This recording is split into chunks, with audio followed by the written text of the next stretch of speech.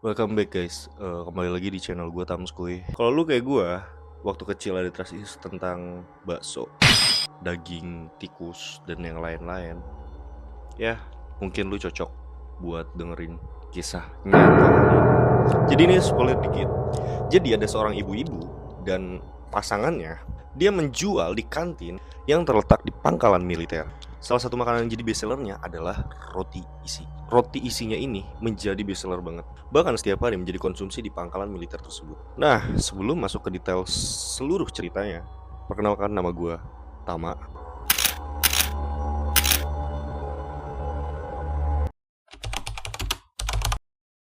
Pada tanggal 8 September 2017, ada seorang bapak-bapak bernama Roman.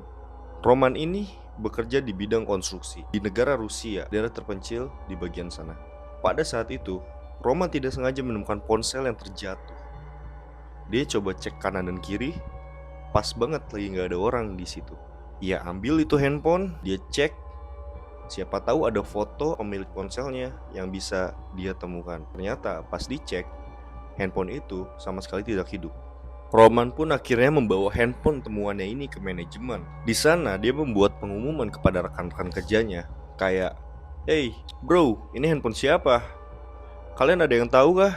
Pas itu tidak ada satupun rekan kerjanya yang mengakui bahwa handphone itu miliknya. Ya udah, setelah itu Roman simpen dulu tuh HP-nya, karena siapa tahu mungkin besok-besok ketemu itu pemilik handphonenya.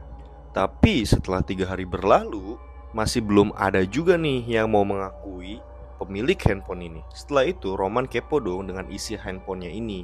Dan akhirnya Roman mengecas handphonenya ini. Dan handphonenya pun kembali menyala. Dan setelah dicas, ternyata hidup. Handphonenya itu tidak dikunci sama sekali. Surprise, Roman bisa melihat isi dari handphone itu. Jadi setelah dipencet-pencet dikit, handphonenya itu terbuka. Tidak ada satupun yang dikunci dari galeri atau aplikasi-aplikasi lainnya. Roman yang kepo mulai membuka isi galeri. Harapannya dia adalah dia bisa tuh menemukan pemilik handphonenya. Pas dia buka galeri, oh ternyata ketahuan siapa pemilik handphone tersebut. Pemilik handphonenya adalah Dimitri.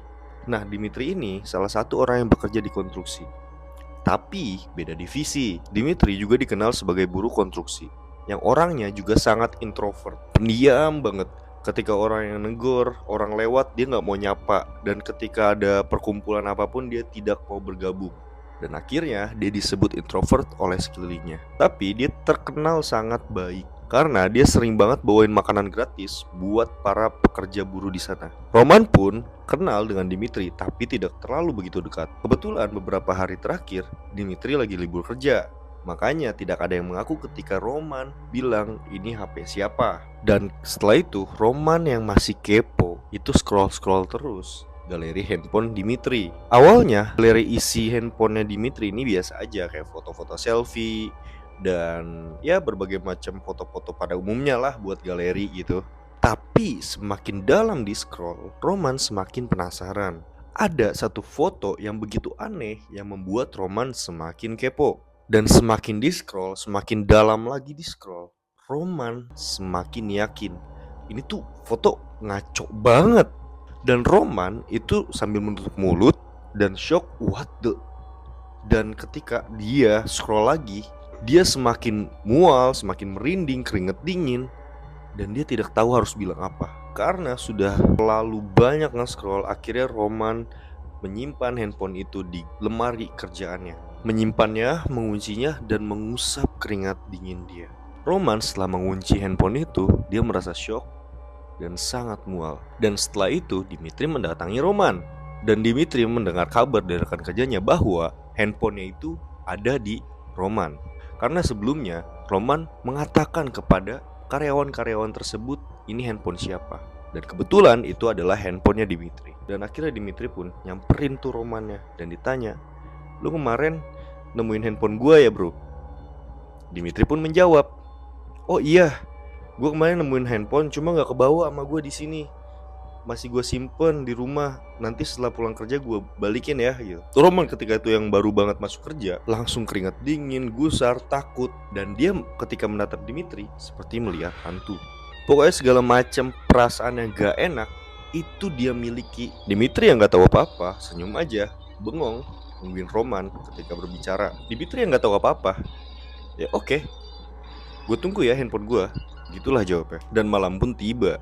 Dimitri serta istrinya itu lagi santai-santai di apartemen. Ketika santai-santai, ada yang mengetok pintu. Tok tok tok. Dimitri pun notice bahwa itu adalah Roman yang ingin mengembalikan handphonenya. Istrinya pun bilang ke Dimitri, "Sayang, ada yang ketok. Siapa ya?" Si Dimitri pun ngeh bahwa itu tuh adalah Roman, karena sebelumnya Roman itu pengen ngembalin handphonenya. Ternyata yang dia buka bukanlah Roman, tetapi tentara polisi bersenjata lengkap menghadang pintu apartemen Dimitri dan istrinya. Dimitri atau disebut dengan Dimitri Backstreet ketahui lahir pada 1982 di Rusia. Sejak kecil dia sudah dititipkan di panti asuhan karena ibu dan bapaknya itu membuang dia. Diketahui ibu dan bapaknya membuang dia karena pecandu narkoboy. Nah, setelah lama dia dititipkan di panti asuhan, dia dapat orang tua baru nih, dengan membesarkan Dimitri dengan penuh kasih dan sayang. Sampai usianya Dimitri mencapai 15 tahun. Pada saat Dimitri baru banget meranjak remaja nih, kebahagiaan akan keluarga pun mulai sirna. Karena ibu asuhnya itu meninggal dunia. Sebelumnya yang ayah asuhnya itu baik, ketika istrinya meninggal itu menjadi pemabuk, pemarah, wah segala macem lah. Dan akhirnya itu melakukan KDRT terhadap Dimitri. KDRT-nya ini terus berlanjut sampai di poin titik puncak ayah asuhnya ini membuang Dimitri. Membuangnya itu bukan dengan pakaian yang banyak, terus juga ada uangnya dan segala macam, tapi ini sepotong roti makanan serta pakaian yang dia lagi pakai, dan tidak ada pengganti pakaian setelah itu. Jadi Dimitri ini benar-benar dilepahin sama ayah asuhnya. Setelah dibuang oleh ayah asuhnya, dia bingung nih, Dimitri ini mau gimana karena dia belum dewasa, belum ada uang, perut kelaparan, dan gak tahu harus kemana. Nah, setelah itu Dimitri memilih menjadi gelandangan. Untuk memenuhi kebutuhan dasarnya, dia mencuri makanan di supermarket ataupun pasar. Tapi namanya juga tindakan kriminal, pasti ketangkap polisi dong. Pas ditangkap, dia dibina, diajarin. Setelah keluar dari penjara, dia menjadi gelandangan, terus menjadi gelandangan sampai dia sudah dewasa mendapatkan pekerjaan. Nah, di kerjaannya itu dia tidak punya banyak teman, karena diketahui dia itu seorang introvert. Dia diketahui orang yang sangat pendiam, tapi dia sangatlah baik. Tapi setelah kerjaan selesai, dia langsung pergi untuk melepaskan penat kerjaannya ke sebuah bar. Dan ketika di bar, tiba-tiba aja Dimitri ini menjadi orang yang sangat ekstrovert. Dia setiap hari melakukan rutinitas seperti itu terus sampai suatu saat dia bertemu dengan Natalia, yaitu istrinya. Nah, jadi Natalia ini siapa?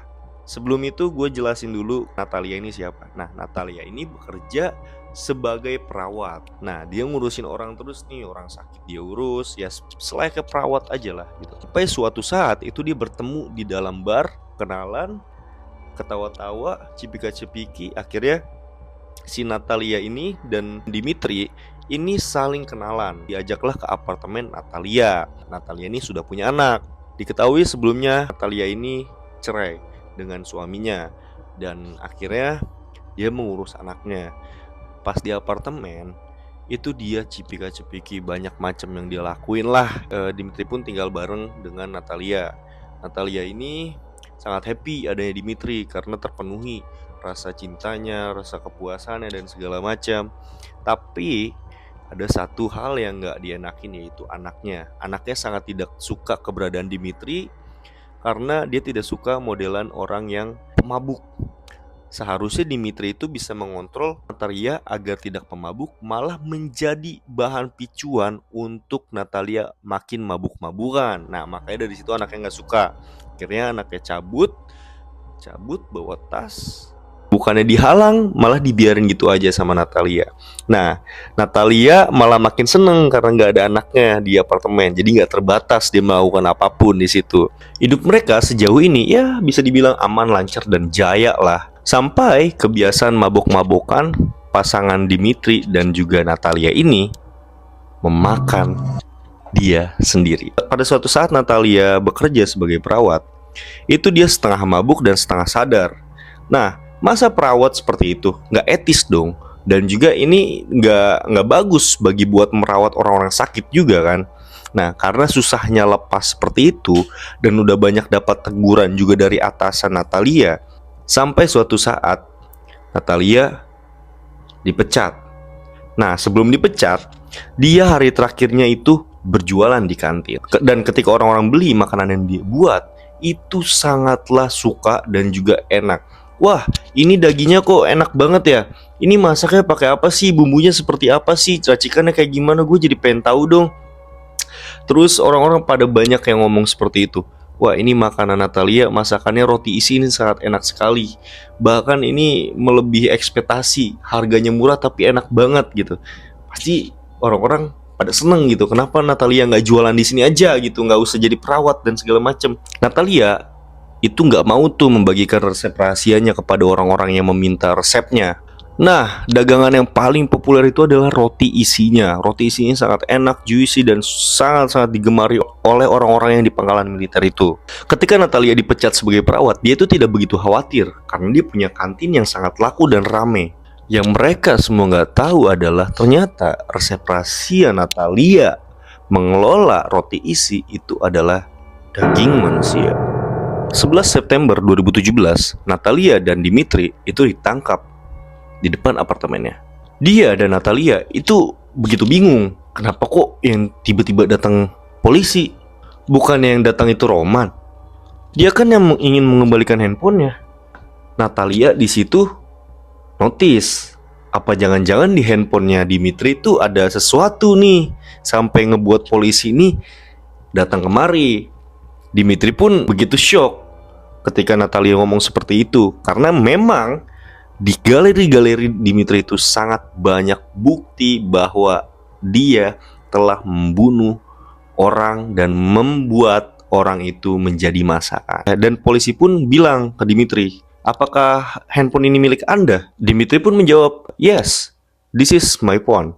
Beberapa saat kemudian, polisi pun mengeluarkan surat izin penggeledahan di apartemennya Dimitri dan Natalia. Dimitri pun beralasan, ih, apartemen gue ini lagi berantakan. Ya kali mau ngegeledah pak. Polisi pun notice bahwa pas tadi dia ngebuka pintu apartemen, itu kayak ada bau amis, kayak bau dapur yang lagi masak opor, kare, atau semacam makanan lainnya. Walaupun Dimitri beralasan kayak keberatan digeledah, polisi mau nggak mau harus menggeledah karena udah ada surat izin nih bos. Lu nggak bisa nih larang-larang gue ngegeledah lu.